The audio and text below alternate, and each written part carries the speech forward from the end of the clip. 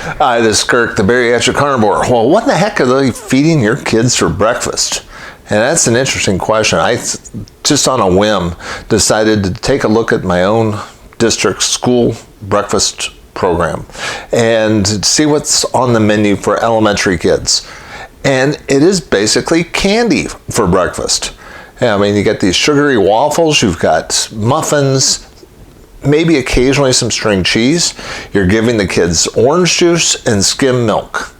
This is a sugar-laden mixture designed to give a kid fatty liver, type 2 diabetes, and to make them crash after about an hour after they eat it.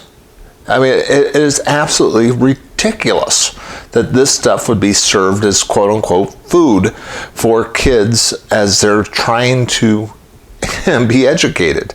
And it's interesting because the same website talks about the importance of having a healthy breakfast for kids so that they engage in learning.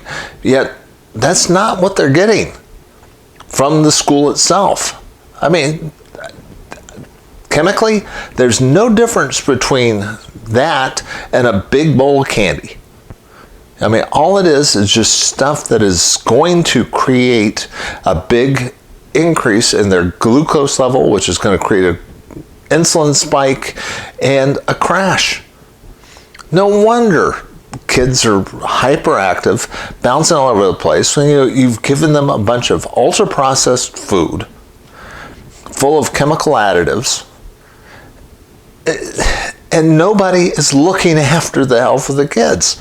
You know, what's amazing to me is, the U.S. Senate had a chance. They actually tried to get an amendment through that would at least allow kids to be able to get whole milk. And it was rejected by a retiring member of that was head of the Agriculture Committee, who said, no, we've got to follow the science. So they're taking away maybe possibly the one food that would have had real vitamins and true animal fat in it, and it's illegal for them to serve whole milk in the public schools.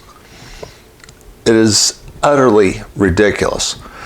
Well, what can you do about it? Frankly, not much. See, the committee that makes up the food guidelines meets once every 5 years, and they're all caught up in regulatory capture.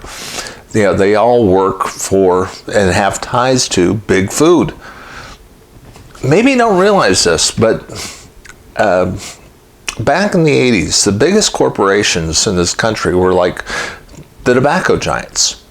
They had cash cows. They had this highly addictive product that was highly profitable, and it was doing great for them until the government started suing them. And they started suing them for the high cost that they were creating for the healthcare system. Okay? And as a result, they got out of that business, and they started switching. And they were looking for a place to take all their great information on how to create highly addictive stuff with high profits and apply it to the next big thing, which was food. And RJR bought Nabisco. Philip Morris bought Kraft.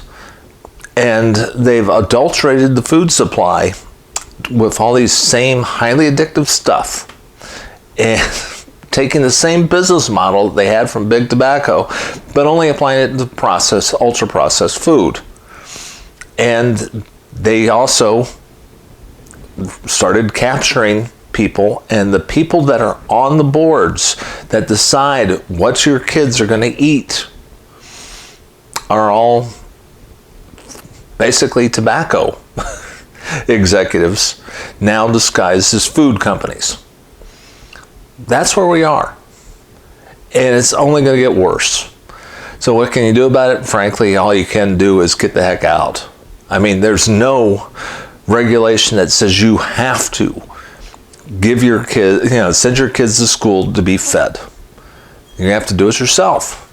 If not, they're just going to wind up being type 2 diabetics with fatty liver disease. And that's provable. I mean, there's enough studies out there that show that when you remove this hyperpalatable, ultra-processed food from kids' diets, their fatty liver disease goes away. Their type 2 diabetes goes away, goes into remission or improves. That's provable.